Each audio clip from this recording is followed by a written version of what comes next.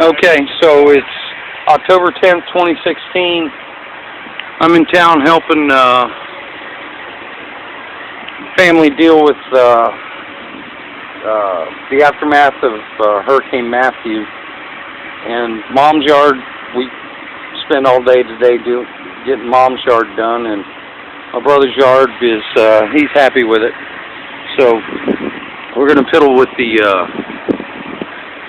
36 Ford eBay barn find, and Robert wanted to document how we're coming on it, so here we are. I want you to get up and start pointing at stuff and tell us what all you've managed to get sorted out.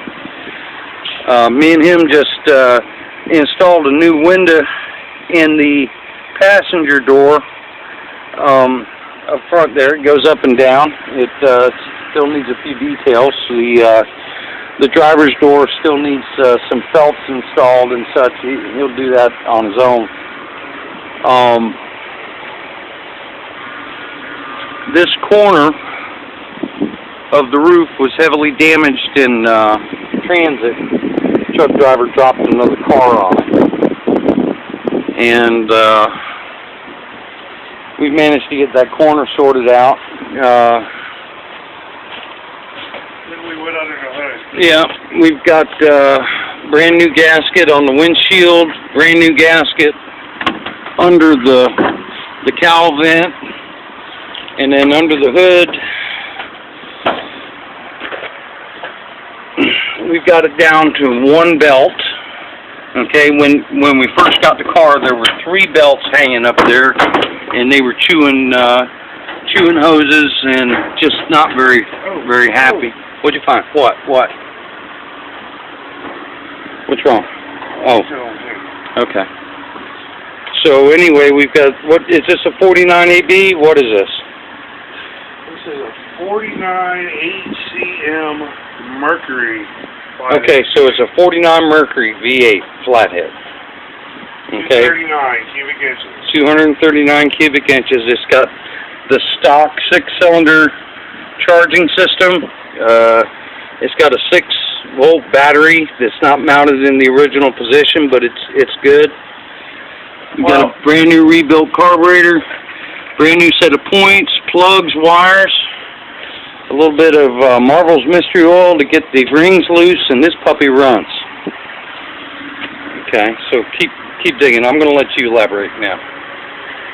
We got some new glass new everywhere, but that window, which it will be in next, brand new tires all around. Well, these two aren't new, are they? This one's new. All right, that one's new, but the other side's not. So the rest of the glass is brand new except for the windshield, right? Yep, the windshield and that one window were still good. Okay, all right. And we've got 4 good tires on it now. And we've got the original artillery wheels for 1936. And those are 39 deluxe hubcaps. 39 deluxe hubcaps. And I wanted those just because they match the beauty rings. Right, and what are the beauty rings? Beauty rings are the same ones that Dad had on his 34. All right, well, what are they? They would be 35? What? 35. Okay, they came off a set of 35 spokes. Okay, so the beauty rings are off of 35 Ford, the hubcaps are off of 39 Ford. And then this tire, even though it's mounted as a spare, is obviously not, but it is in fact an original Allstate, which I think was actually a Sears product. I think the Allstate tire brand was... It does say fleet tested right here. Fleet tested Allstate. Very good, very good. And then these tires are the ones... These ones are the ones I went and got in Atlanta with the Geo Metro. 81 bucks for the set. Yeah, 81 bucks for the set off of eBay. And they still got the little... Still got the titties on them. And then, where'd you get the front ones? They came off of eBay, so they were $235 for a pair. For a pair. Okay. And what are they? Are they Coker or? They're Coker tires. Coker tires. Okay. And all the lights work. Robert rebuilt the windshield wiper motor. little vacuum motor right there. He built that, rebuilt that himself. And then we've got original interior in here. It's got the original upholstery. And it still needs a headliner, but we've got that in a box. And do all the stock gauges work? No. The speedometer works and the amp gauge works. I've yet to figure out if the fuel gauge works. Okay. So we still got to put gas in it. Are we still running it off of the? We're still running on the outboard tank. Where's it at? It's going to be Where's the outboard? behind the seat. Oh, okay. Oh, behind the back seat. Behind the seat inside. So we just got an outboard tank in there right now. That's the next thing I'm dealing with once I get all the windows in it. Right. And get all the felt and everything done. Right. I did the floor.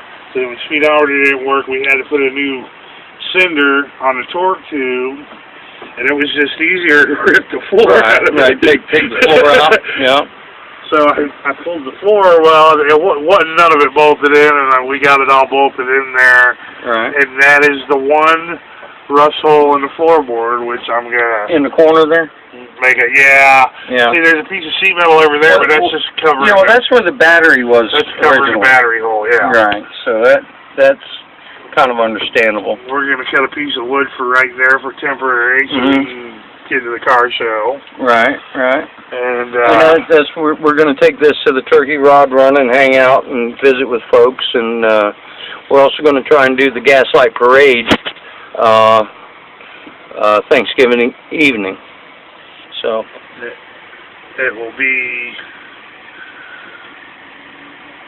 next to the vintage stock cars at the show. We're representing it as a moonshine hauling car. Okay, a trip car. They call them trip cars. Okay, well. Yeah, if you talk to Junior Johnson, he'd call it a trip car. Okay, well. Yeah. We're not sure. It may have been and it may have not been, but yeah. When they put the bigger engines in them, that was typically for moonshine hauling. Right, right. So, and it does have, this engine is at least 80 cubic inches bigger than stock. It could be a 255. I haven't been able to do the math. I haven't been able to figure it out. It's at least a 239. It could be a 255. Really? So how do you tell that without? I'm still doing research. I've been having to research everything I do on this car. Basically, I found everything online. Right. Or either talk to a gentleman here in Daytona named Glenn McGlone that our dad knew forever and a day, and basically is the reason why. Have you got a bulb in the interior light? Huh? I'm sorry. That light bulb. Yeah. There's no bulb in it. Right, but the switch is right. I can see the switch. The wiring. Oh, okay. Is right here. Oh, okay. So back to Glenn. I'm sorry, I interrupted you.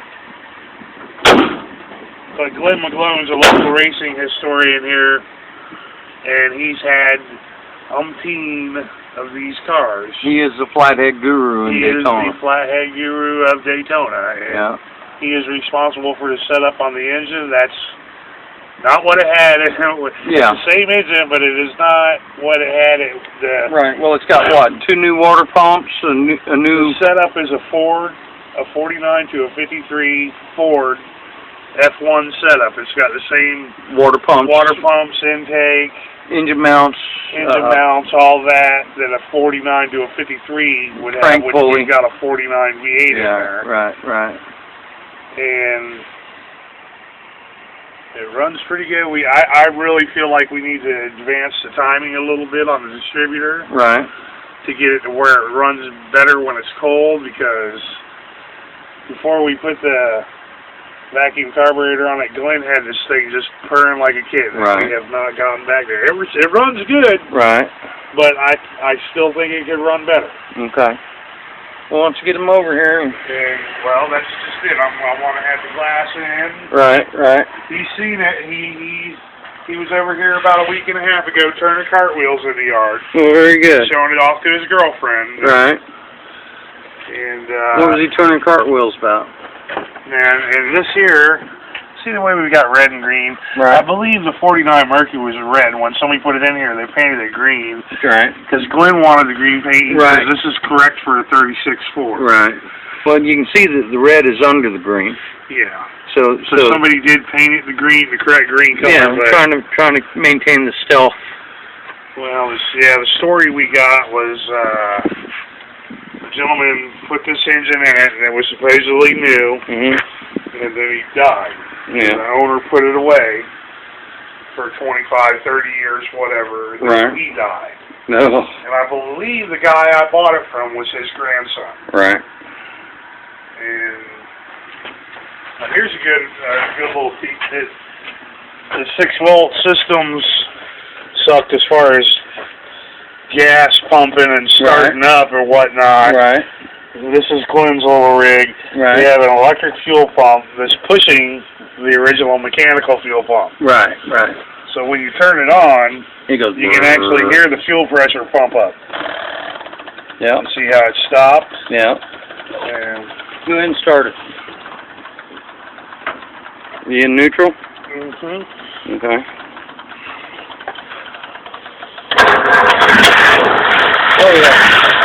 The hard stuff with this thing.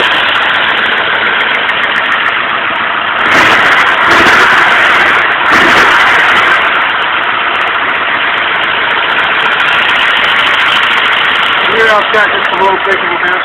Yeah. I believe that's timing. Good.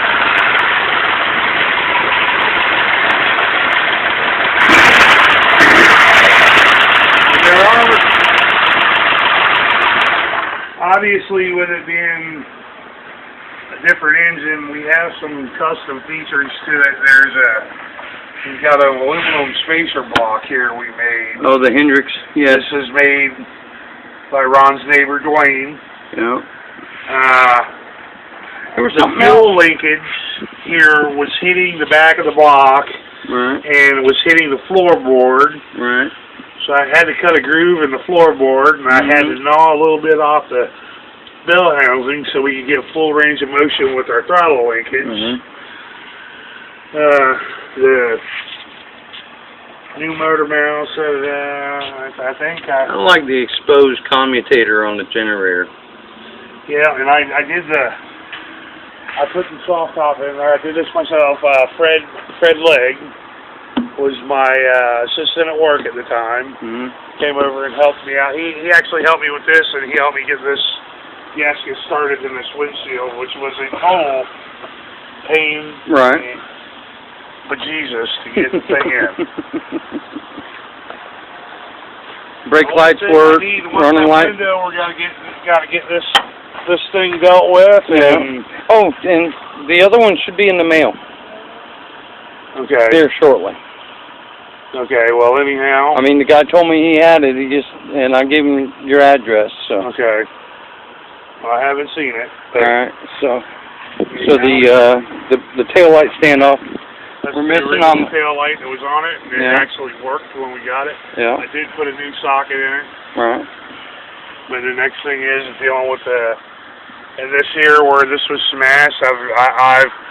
I'm not a body man. I'm a carpenter, but me and Glenn did this and got it real close to what it was shaped, and because of the way this is the paint that was on the car. Yeah. You can actually see brush strokes. Somebody brush painted this at some point. And right here. It's kind of hard to see, but the runs and the texture in it. Well, I just wanted to leave the patina. See, we've got Henry Ford's original black paint. Right. Everywhere around the black here. primer, yeah. And you can also, if you go over on that side, you can see the brush marks where they didn't cover it good. No. But I wanted to leave the patina. Right. And basically, you can see this right here. Glenn insisted that we use a razor blade, and we scraped every bit of paint and everything off of this. And jacked it up. We have 80 hours man hours with a hammer and a dolly. Just in that area. Just right here. Yeah. And it looked like somebody karate chopped it. Yep. Right there. Yep. Luckily, it didn't bend up the window frames. Right. but I do need to put a little paint here because this is, a lot of people are going to see this and go, oh, that looks like shitty bodywork to blend. Well, not actually, because these cars were not perfect, and this was a panel. Yeah. It was a panel from here to here. Right. Because the way they used to build these roofs, they were in pieces, and they leaded them together. Right. But I've done more work on it. That looks more correct. Yeah. Here. But anyhow. Okay. Let's stand back. Turn around. Smile at us. There you go. All right.